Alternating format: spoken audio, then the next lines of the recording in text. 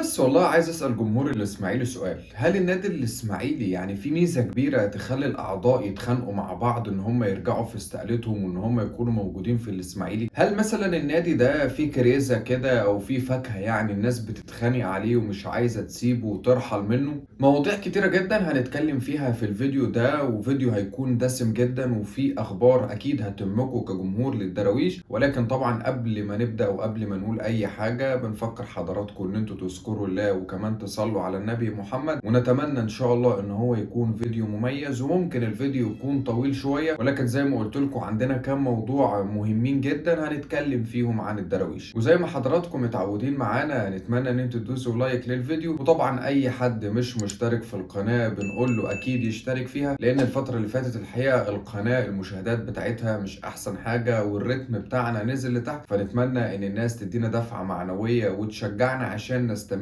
في تقديم الفيديوهات. وليه يا عم محمد انت بدأت المقدمة بتاعتك وقلت هو النادي الإسماعيلي فيه كريزة وفيه فاكهة الناس كلها عمالة تتخانق عشان تكون موجودة جوه النادي؟ وده السؤال اللي بفضل أسأله لنفسي على طول، هي الناس ليه بتتخانق ومش عايزة تترك مناصبها ومتمسكة في الكرسي لآخر مدتها؟ على الرغم ان الظروف كلها ضدهم والناس مش عارفة تعمل فلوس او الناس مش عارفة تجيب موارد او مش عارفة يعملوا استقرار وهدوء جوه النادي، وان للاسف الامور صعبه جدا داخل النادي، ويعني عايزين نقول لك ان احنا داخلين على ايام سواد.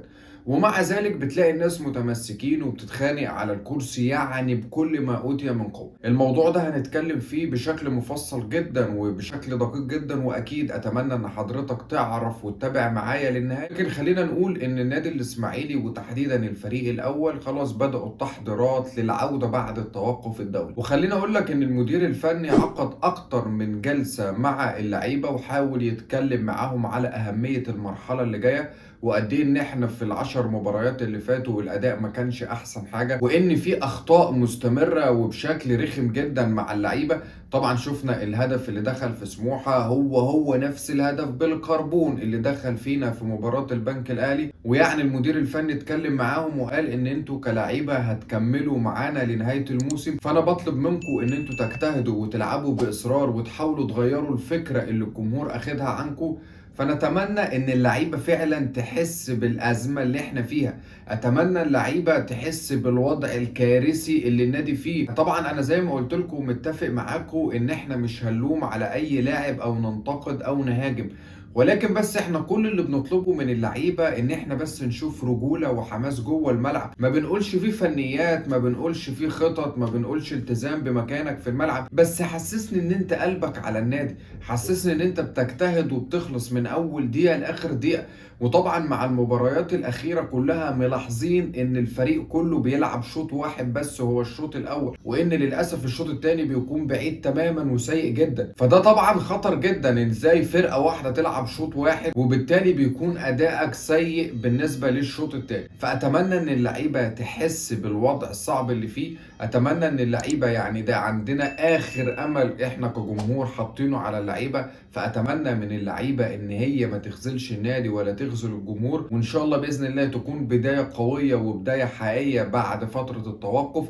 عندنا 5 مباريات في غايه من الاهميه لحد انتقالات يناير، هل مجلس الإدارة هينجح في فتح القيد والتعاقد مع صفقات قوية ولا لأ؟ طبعا أكيد لو سألت أي حد من جمهور الإسماعيلي السؤال ده وقلت له أنت عندك ثقة وفاكر إن المجلس هيفتح القيد ولا لأ؟ مستحيل إن حد يكون عنده إجابة واضحة وصريحة في الملف ده، لأن إحنا بنتكلم دلوقتي في نص 10 ولسه الأمور أو الرؤية مش واضحة تماما.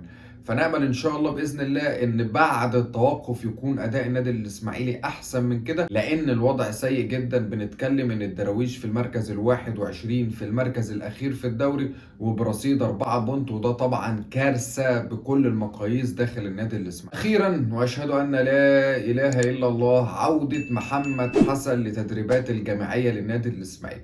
طبعا تم تسريب الصور وهو في المران، واخيرا يعني بعد غياب طويل جدا جدا نسينا اصلا ان احنا عندنا لاعب اسمه محمد حسن. وفي نفس النقطة دي خلينا نروح بس النقطة تانية، وهي في مشكلة كبيرة جدا عند النادي الاسماعيلي، فكرة اي لاعب بيتصاب معرفش ايه الهدف في غيابه لفترة زمنية طويلة جدا، وده عندنا ابسط مثال مروان حمدي لما اتصاب في مشط رجله، ونزل بيان على صفحة النادي الاسماعيلي بالنسبة لرئيس الجهاز الطبي، وقال ان اللاعب هيغيب شهر فقط عن الملاعب. ودلوقتي مروان حمدي تقريبا داخل في الشهر الثاني ولا الثالث، وما عندناش اي خطة او استراتيجية واضحة وصريحة في التعامل الطبي مع اللعيبة. محمد حسن زي ما احنا عارفين يعني اصاب الموسم اللي فات اصابه قويه، وبالتالي اخيرا بدا يرجع للتدريبات الجماعيه مع نادي الاسماعيلي، وفي كلام ان الجهاز الفني هيحطه في التشكيل بالنسبه للمباراه المقبله قدام حرس الحدود.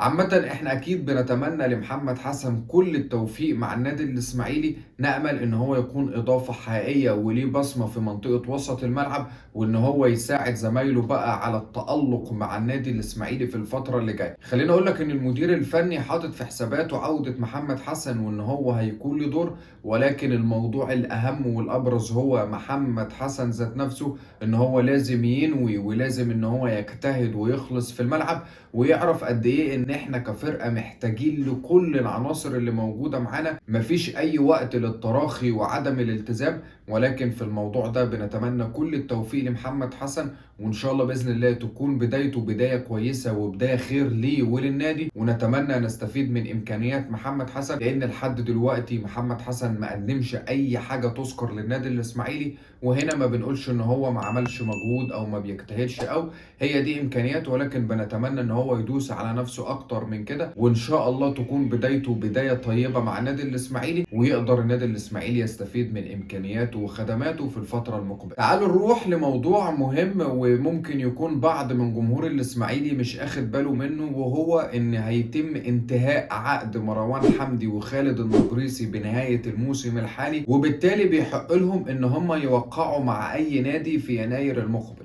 وهنا بتستمر أزمة النادي الإسماعيلي، وهي رحيل اللعيبة بدون أي استفادة مادية تذكر. وزي ما حضراتكم عارفين يعني أنا من الاستراتيجية أو من فكرة إن أنا لازم أستفيد من رحيل أي لاعب عن النادي الإسماعيلي، حتى لو هاخد من وراه مليون جنيه بس، وبالتالي المليون جنيه أنا كنادي إسماعيلي استفدت منه.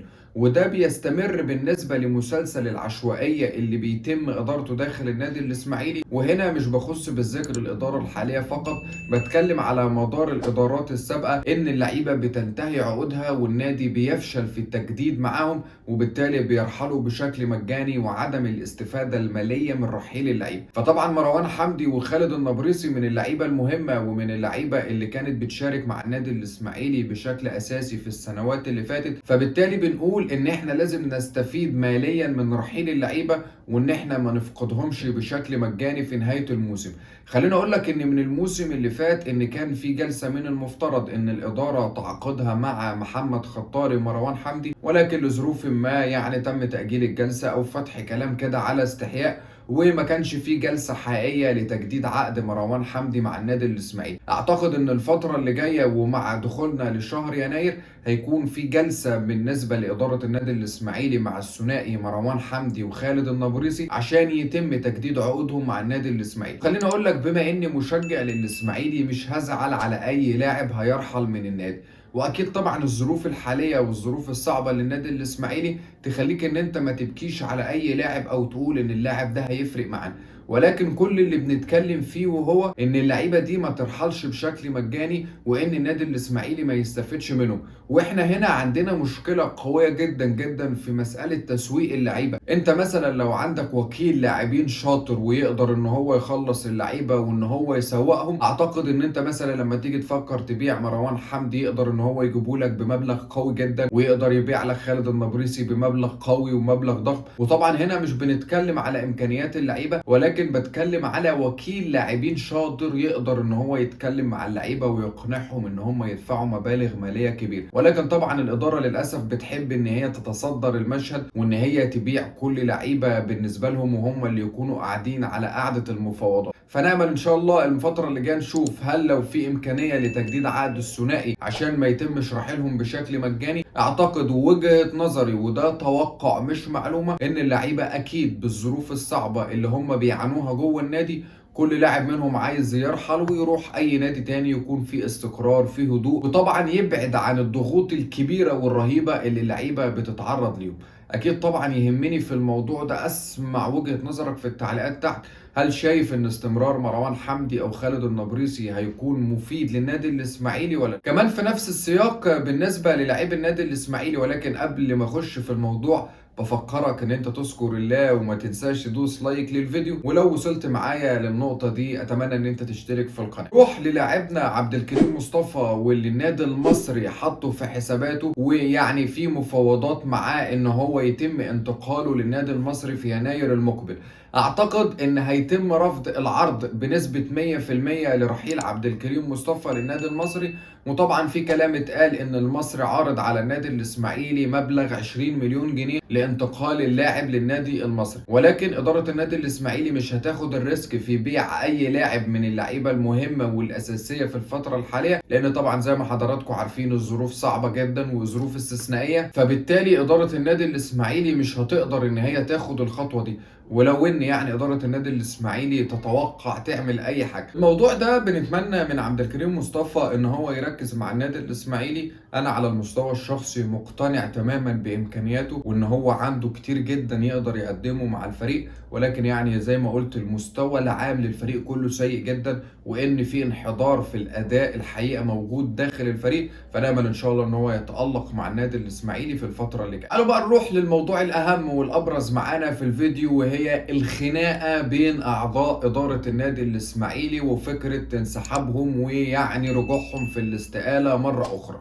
زي ما احنا عارفين ان بعد الهزيمة الاخيرة من سموحة تقدم 3 اعضاء بالنسبة لادارة النادي الاسماعيلي باستقالتهم للمدير التنفيذي للنادي، والثلاث اعضاء دول الاستاذ احمد فهيم والاستاذ احمد عبد الرحمن والاستاذ شوقي عوض. وقلنا ان الثلاثه قدموا باستقالتهم خلاص، والناس بتقول ان احنا ما عندناش اي جديد يذكر، وطبعا قدموا استقالتهم قبل الجمعيه العموميه اللي فاتت بالنسبه لسحب الثقه من المجلس.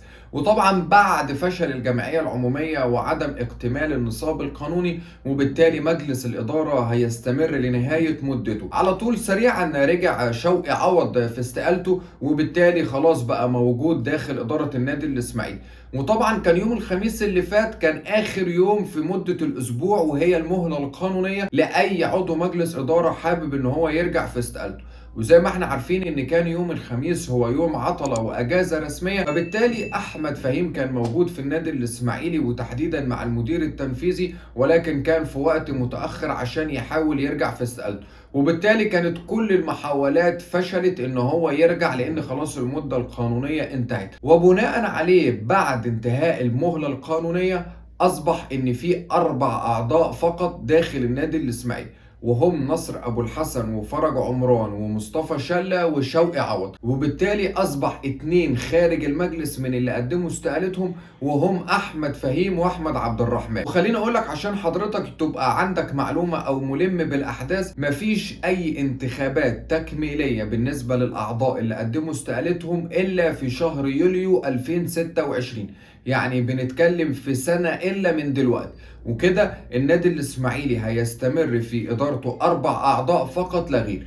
نرجع بقى لاحمد فهيم طبعا اللي كان عايز يرجع باستماتة للنادي الاسماعيلي باي شكل، ولكن زي ما قلت لك ان الظروف كانت خارجة عن ارادته، وخلاص كانت المهلة القانونية عدت، وبالتالي مفيش اي محاولات بالنسبة له ان هو يقدر يرجع مرة اخرى للادارة داخل النادي الاسماعيلي. وكمان في نفس السياق ده خليني اقول لك ان احمد فهيم راح مرة اخرى للنادي الاسماعيلي، وفي محاولات مستميتة جدا جدا منه ومن فرج عمران نائب رئيس النادي عشان يقدروا يسحبوا ويرجعوا في استقالتهم ويعملوها بتاريخ قديم، لان خلاص انت مش هتعرف دلوقتي ترجع في استقالتك مرة اخرى. فبالتالي خليني اقول لك ان في مناوشات قوية جدا جدا داخل النادي الاسماعيلي بسبب ازمة عدم رجوع احمد فهيم مرة اخرى للنادي. العضو احمد فهيم عايز يرجع مجلس ادارة النادي الاسماعيلي باي شكل وباي طريقة ممكنة، والامور وصلت ان هم ممكن يعملوا تاريخ سحب الاستقالة بتاريخ قديم عشان يتم قبولها.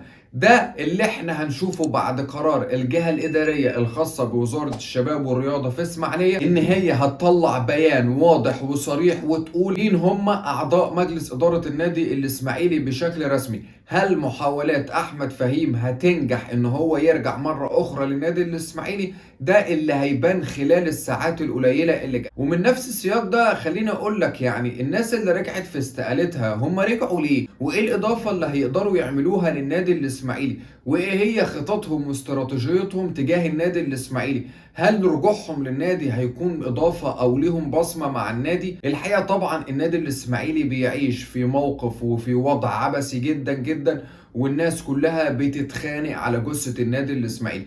متخيل الفريق الأول للنادي الإسماعيلي هبط للدرجة الثانية الموسم اللي فات، وهيهبط الموسم ده بسبب النتائج الكارثية، وما زال الأعضاء مستمرين في خناقاتهم وانقساماتهم جوه النادي الإسماعيلي. وطبعا زي ما حضراتكم عارفين ومتابعين دي مش أول مرة يتخانقوا مع بعض. لما ترجع مثلا بالذاكرة لورا وتشوف تولي شوقي غريب أو حلمي طولان للنادي الإسماعيلي وقد إيه كان في انقسامات، وخلوا شكلنا على الفضائيات منظر بشع جدا، وخلوا سمعة النادي الإسماعيلي في التراب.